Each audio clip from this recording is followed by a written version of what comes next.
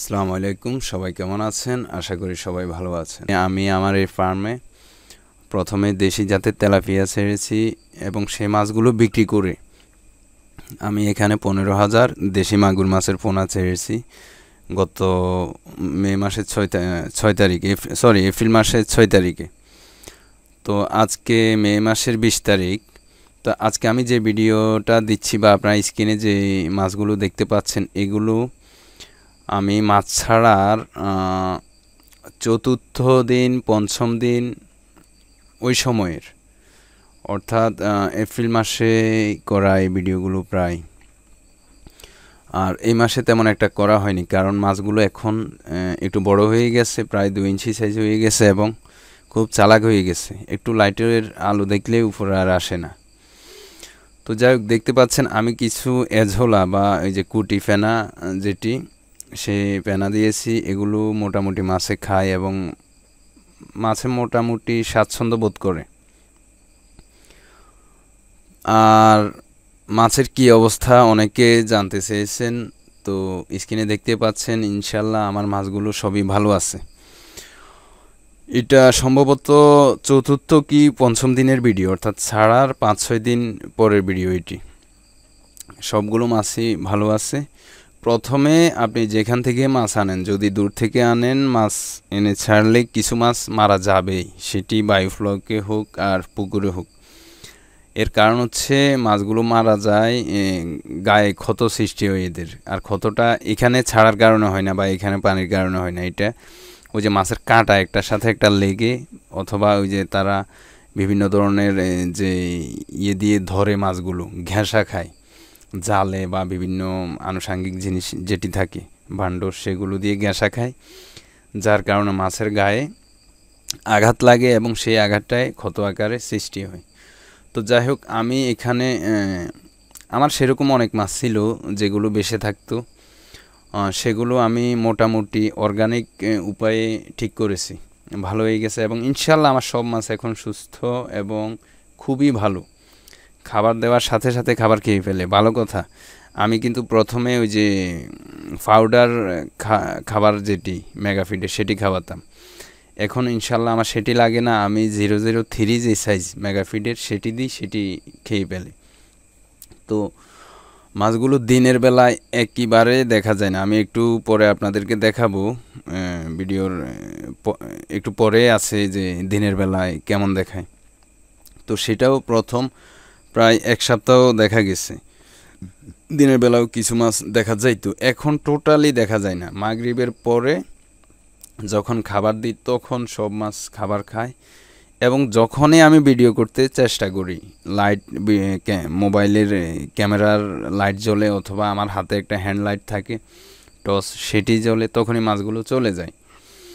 আর মাছগুলো খুবই চালাক হয়ে গেছে এবং সাইজেও অনেক বড় হয়ে গেছে। ইনশাল্লাহ আমার জন্য দোয়া করবেন। এখন এই আমার এই ফার্মে এই পানিতে আপনারা জানেন, আমার প্রথম থেকে এখানে অর্থাৎ বায়োফ্লক করতে হলে যে ধরনের আপনার সতর্ক থাকতে হয় পানি নিয়ে, যে নিচে যেন স্লাশ না জমে, ময়লা পানি বের করা, তারপরে গাছের পাতা পুঁতা পড়া, অন্য যে আনুষাঙ্গিক বিষয়গুলো থাকে সিকিউরিটির ব্যাপার, আমার এখানে সে ধরনের কিছুই নেই। বরঞ্চ আমি একটা ভিডিও দেব আপনাদেরকে 2-1 দিনের ভেতরে, দেখবেন যে আমি হাতে ময়লা, নিচ থেকে ময়লা তুলে দেখাবো, আপনারা অবাক হয়ে যাবেন। পুকুরের নিচ থেকে যেরকম কাদা মাটি তুলে এইরকম ময়লা হয়ে আছে এবং এত দুর্গন্ধ। কিন্তু সমস্যা হচ্ছে আমার আউটলেট যে পাইপটা আছে, সে পাইপ দিয়ে এই ময়লাগুলো বের হয় না। তাছাড়া পাউডার খাওয়ানোর কারণে এটি এরকম হয়েছে। তো আমি এখন যেটি করি, এখন ধরুন আমি 100 গ্রাম খাবার দিয়ে থাকি। 100 গ্রাম খাবার একবার, আমি সারা রাত্রে 4 বার খাবার দিই ফজর পর্যন্ত, প্রতিবার 100 গ্রাম খাবার দিই। যাই হোক, তো সেখানে আমি প্রায় 30 গ্রাম 40 গ্রাম দিই পাউডার, আর বাকি সবই দিই দানাদার খাবার 003 যেটি মেগাফিডের, সেটি দিয়ে থাকি। তো যাই হোক, সেগুলো ইনশাল্লাহ এখন খেয়ে ফেলে। অল্প কিছু মাছ আছে ছোট, আমার ধারণা কত 30% হবে, তারও কম হবে, 20% হবে। আর না হয় মোটামুটি ইনশাল্লাহ সবগুলো মাছে বড় হয়ে গেছে এবং খুবই চালাক হয়ে গেছে। তো এখন থেকে আমি আপনাদেরকে যখন ভিডিওতে দেখাবো তখন দেখবেন যে আমি নেটের একটা জাল দিয়ে দেখাতে হবে, কারণ ওই যে ভিডিও করতে গেলে তারা সামনে আসে না। আরেকটা কথা বলি, আমার এখানে গত 1.5 মাসের ভেতরে কিছু আমি শিং মাছ ছেড়েছিলাম। ওই যে বিভিন্ন পুকুর থেকে ধরেছিল, সেচ দেওয়ার পরে ছোট ছোট পোলা বাইন্ডে বলতাম টাকা দেবো, তোরা ছোট ছোট শিং মাছের পোনাগুলো আমরা আনে দিস। তো এরা এনে দেওয়ার পরে আমি এগুলো ছেড়েছি। এখন আমার এই শিং মাছগুলো অনেক বড় হয়ে গেছে, স্ক্রিনে একটু একটু হয়তো আপনারা দেখতে পাচ্ছেন। হ্যাঁ, অনেক বড় হয়ে গেছে এই শিং মাছগুলো। ছেড়েছিলাম 1 ইঞ্চি, 1.5 ইঞ্চি, 2 ইঞ্চি এরকম, কিন্তু অনেক বড় হয়ে গেছে এখন।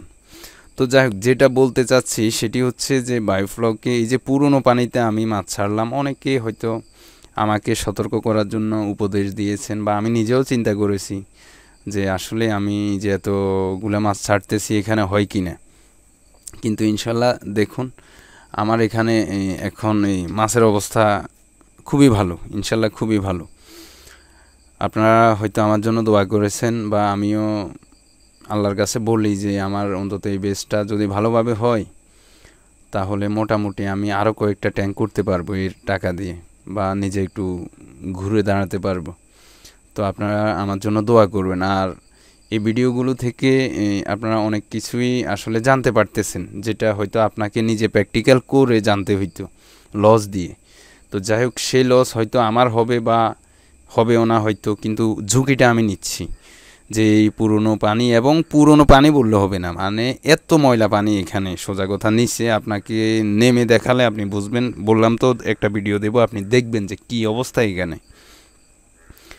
তো যাই হোক, এখন মাছগুলো খুবই ভালো আছে। তো গতকালকে রাত্রে আমি যখন এই মাছ আগের মতো উপরে ভাসে না, কিন্তু আমি বুঝতে পারিনি মাছ যে সব নিচে থাকে এখন।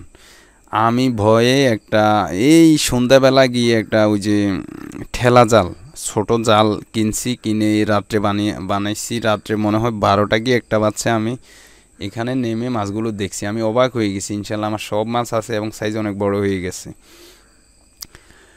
তো এর ভেতরে আমি যেটি করলাম, কালকে এখান থেকে প্রায় 97 পিস তেলাপিয়া মাছ ধরেছি।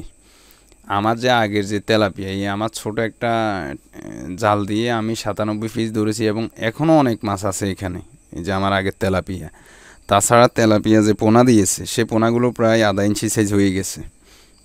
তো সব মিলিয়ে আজকে আমার ঘরে বলা বলি করতেছি যে এতগুলো মাছ এখানে, এগুলা সব বড় হইলে কি অবস্থা হইবে এখানে, নিজে নিজেই ভাবতেছি।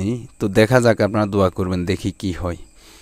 আর যে নতুন ট্যাঙ্কটি করার কথা ছিল সেটি করতে পারতেছি না ভাই, একটার পর একটা সমস্যা। মাটি পালাবো, এখন ওই যে নতুন রাস্তায় কাজ করানো হয়েছে, এলাকার চেয়ারম্যান বা কিছু লোক বলতেছে যে এখানে মাটির ট্রাক আসলে এই রাস্তা নষ্ট হয়ে যাবে, যার কারণে মাটি ফেলতে সমস্যা হচ্ছে। সেই ইয়েতে আমি যেখানে ফার্মটা করব, কারণ সেটা নিচু জায়গা এবং ময়লা আবর্জনা, সেখানে মাটি ভরাট করে আমি উপরে করব, আমি আর নিচে করব না। নিচে করাটা খুবই আসলে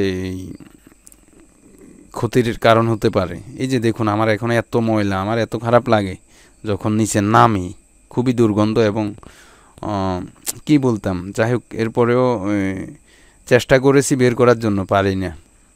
পাইপটা খুললে একটু বের হয়, ওই যে কর্নারে পাইপ আছে সেই কর্নারে। আর আরেকটা ইনফরমেশন আপনাদেরকে দিই, সেটা হচ্ছে এই মাগুর মাছের পোনা সবাই বলে যে অল্প পানিতে ছাড়ার জন্য, 1-1.5 ফিট পানিতে। না, আমার এখানে 3 ফিট পানি আছে, এবং যে সাইডে পাইপ আছে সেই সাইডে প্রায় 3.5 ফিট 4 ফিট আছে। অথচ আমার মাছগুলো সব সেইখানে থাকে, যে এই সাইডে পানি বেশি।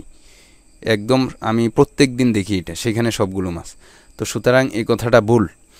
এই জন্যই বলি, প্র্যাকটিক্যাল করলে আপনি অনেক কিছুই জানতে পারবেন। অনেকে অনেক কথা বলে, অনেক হাবিজাবি বুঝায়, যাই হোক, এত কিছুতে কান দিয়ে লাভ নাই। তো বায়োফ্লক আমার এই পানিতে যদি এইভাবে হয়, আপনি নিশ্চিন্তে বায়োফ্লক করতে পারবেন। এবং আমার অ্যামোনিয়া টোটালি 0, আমার টিউবওয়েলের পানিতে অ্যামোনিয়া 2 ppm, আমি কালকে দেখাবো আপনাদেরকে। অথচ আমার এখানে অ্যামোনিয়া হয় না, অ্যামোনিয়া 0, আমি কোনো FCO মোলাসিস কিছুই দিই না। আরেকজন ভাই গত 15 দিন আগে আমার কাছে ফোন করেছে, কোনোভাবে অ্যামোনিয়া কন্ট্রোল করতে পারতেছে না। তো আমি পরামর্শ দিই, এরপরে আজকে উনি আমাকে ফোন করে, বয়সে হয়তো উনি আমার বড় হবে, এরপরেও আবেগে আমাকে খুবই কি বলবো, ধন্যবাদ জানাইছে, সালাম জানাইছে যে ভাই আপনাকে জানানোর জন্য, শুধু আপনার পরামর্শে আমার ট্যাঙ্কে এখন অ্যামোনিয়া জিরো।